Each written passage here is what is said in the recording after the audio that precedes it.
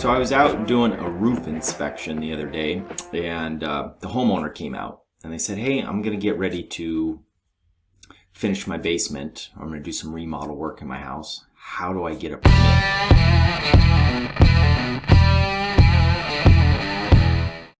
Short answer, go down to the building department, meet with a permit technician, and get all the information that you need to get a permit. Nowadays, a lot of things are online, and especially even at our building department, if you don't go down there, they'll just shoot you an email and say, hey, here's an application, fill it out. And you're like, well, what else do I have to do? Do I need to do something else? And then if you're missing something, you end up in this email chain back and forth that could take days or weeks to get through, when it's easy to just go down there and meet with them, get the proper information. You can even maybe meet with a plans examiner if you're doing some structural work, and they can help you design it. So that's the short answer. The short answer is go down to your building department. If you're looking to get a permit, if you're going to do any work in your house, and that can include, for most homeowner projects, can be as simple as just installing some windows, roofing, decks, garages, carports, finishing your basement, remodeling your bathroom. Anything that's going to involve any type of framing, those types of items are probably going to need a permit. And so it's just easier to just go down to that building department. Some of the items, some of the documents that you might think about when you get into looking to get a permit is you're going to have to fill out an application, right? So to get that permit, you fill out an application. It tells you what it is that you're doing, and it helps them evaluate it, right? And this is mostly for like a building permit. When you get into trades permits, so you got plumbing, maybe you're doing a little bit of plumbing work, some electrical, some mechanical. Well, those are going to be a little simpler, right? You're going to go through, well, how many fixtures am I putting in? How many circuits am I putting in for electrical? How many fixtures for plumbing? Maybe putting in 3 toilets or 2 toilets and a sink or a tub.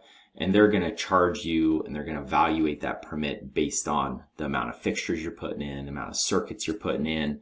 That'd kind of be how trades permits are evaluated. And those are a lot simpler, right? But same thing, if you got questions, go down to your building department. I know at some building departments, they will include the plumbing permit as part of the building permit. Where I'm at, you have to get a separate plumbing permit. Those are questions that you just don't know if you don't know. And it's why it's easier to go down there than to try to play the email game back and forth. And then sometimes it can be hard to get a hold of someone on the phone. So what kind of other documents do you need? You have to fill out an application to get the permit, but depending on what you're doing, you might need a site plan, and you might need a little set of drawings. I'm here to tell you, for most homeowner projects, you don't need an engineer, you don't need an architect, you just need a pad of paper and a pencil. You can draw up what it is that you're doing, put it on a site plan. Where does it sit on your lot? Does it attach to the house? Is it detached? Is it a garage? How many feet off the property line is it? And you provide that type of information. Maybe down you're finishing your basement, and they want to see just a quick little drawing. You go down there with the tape measure, run some measurements. That's like, I got a bedroom here, I got a bedroom there, put a bathroom here. You go down there with your stuff, with your application, your drawings. You might be able to do what they call over-the-counter approval, where a plans examiner will kind of look at your drawings. You'll say, hey, I'm going to put a beam here. I'm going to adjust a floor joist here. I'm going to build some stairs here. They can look at it and actually approve it right then and there. You walk out of there with your permit, and boom, you're ready to go and get to work. The other way, like I was saying, is, if you go through email chains and you don't really know what it is that you're trying to get, it can take quite a bit longer. So that's the shortcut, is to go down there. So I got an application pulled up. I have kind of a template for a site plan pulled up that we use down here where I'm at, and I'm just going to kind of pull them up and give you a quick idea on what you might see as far as a permit application, and what you might be able to use for a site plan. So here's a new single-family residence and duplex building permit application. So you're going to put your information in there. property information, so parcel number. You can go to your county assessor's website and you can find all the information on your tax, your parcel number, all your information on your particular piece of property should be underneath your tax assessor's website. So you could go to county assessors, type in your address. It should bring up parcel number if you don't know it, legal description, all that kind of stuff. You can see here they're entering your applicable square footage right here. So they're asking you, how many square feet, unfinished basement, finished basement, bonus room. So yeah, they go through here and they're just carport, covered porch areas, decks, any of that kind of stuff. Now granted, this is for a new single family residence. What happens if, go to this one, this is for roofing, siding, windows. Where we're at, we call this an RFSW, so roofing, siding, windows, and then fences as well.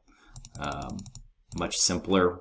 You're putting in your job address, your homeowner information, contractor if you have one, and then here you're just talking about the roof that you may be installing, whether or not you're doing siding or windows. And then they just kind of give you some breakdown on if you're doing roofing, some of the inspections that you should call for. So let's say that you are going to install a deck. So here would just be a general site plan, right? So here's just a box. You would come in here and maybe write on the side, how deep is my lot? How wide is my lot? Which you should be able to get on your county assessor's website. And just draw a rectangle in here or a box wherever your house generally sits. You draw a little section where your deck's going to be and point to it and say, hey, this is where my deck's going to go. It's going to be 10 feet by 14 feet. And it's going to be this many feet off the property line. It's in the back of the house or the front of the house. It's this close to the front sidewalk right here. And then, boom, there you're done. You've done your site plan. Then you take a scrap piece of paper and maybe draw up some of your details. Now, some of the bonuses of going down there and talking to a plans examiner, maybe you've done your site plan, you've done a few little drawings, and you say, I'm going to put this beam in, but I don't know what size the beam needs to be. Well, the IRC, the International Residential Code, has prescriptive methods in there, meaning using dimensional lumber. So like 2x10s, 2x8s, 2x12s.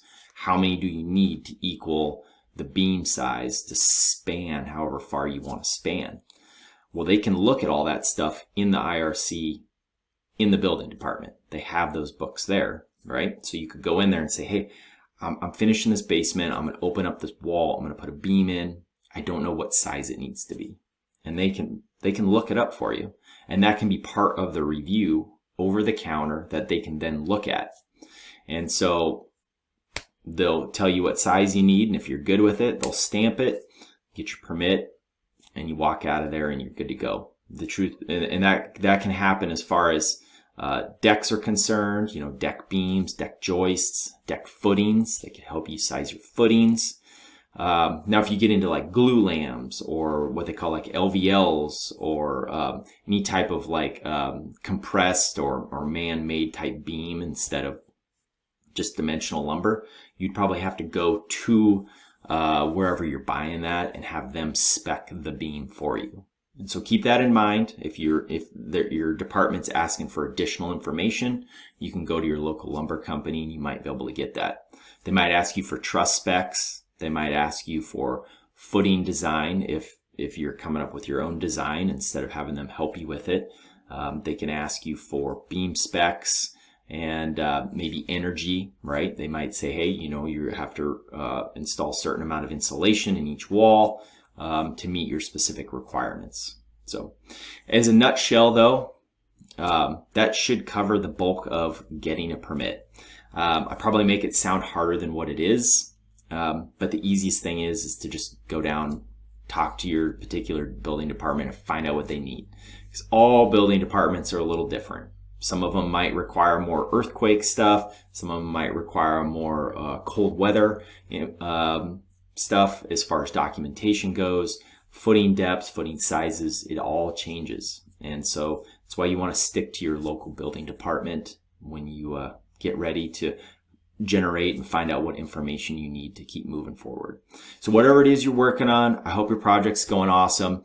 If this video helped you out, hit the like button, subscribe below, and also I've got tons of guides on my website for any of you homeowners out there who are getting ready to take on your own home projects. Plumbing guides, building guides. The goal of my website is buildingcodetips.com is to help out homeowners and keep them moving in the right direction without any of those redos and all that extra money. As an inspector, I'm out there every day trying to help homeowners. It's the best part of my job. And sometimes it just sucks when you show up and you have to tell them like, you didn't know this, I know that, but we have to make it right. And so we're going to have to redo this or fix this. So that's the goal of it. Check out buildingcodetips.com and good luck with your project.